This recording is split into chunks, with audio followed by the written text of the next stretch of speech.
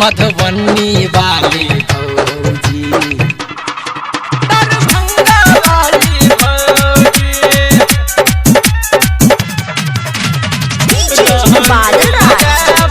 दरभंगा वाली भौजी।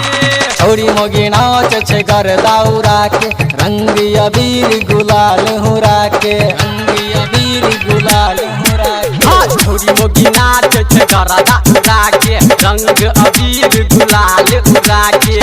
हमरा संग चलो ये भौजी, हमारा संग चलू ये भौजी, डीजे पर नाचे रंग लगाब ये, रंग लगाब ये मधुबनी वाली भौजी, रंग लगाब ये दरभंगा वाली भौजी, रंग लगाब ये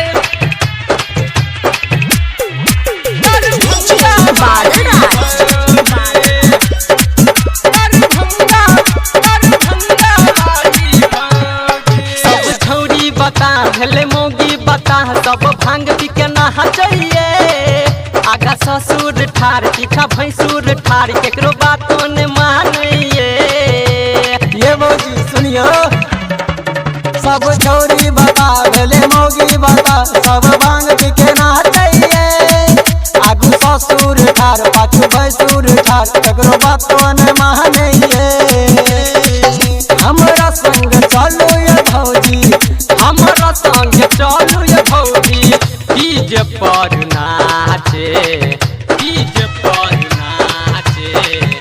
रंग लगाब ये परोल वाली भौजी, रंग लगाब ये निर्मल वाली भौजी, रंग लगाब ये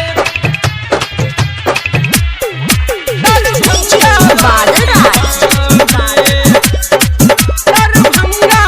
दरभंगा वाली भौजी। सुनो बिन के बात कहे सच्चे कल्याण, बात हमार मानू ये। श्री रंग लगे ठार आओ घर से बाहर, रंग कनियो लगा लू ये। भौजी होली के दिन से आओ ना, सुनो नवीन के बात कह सच्चे कल्याण, बात हमार मानो ये। श्री रंग लगे ठार आओ घर से बाहर, रंग तनियो लगा लू ये।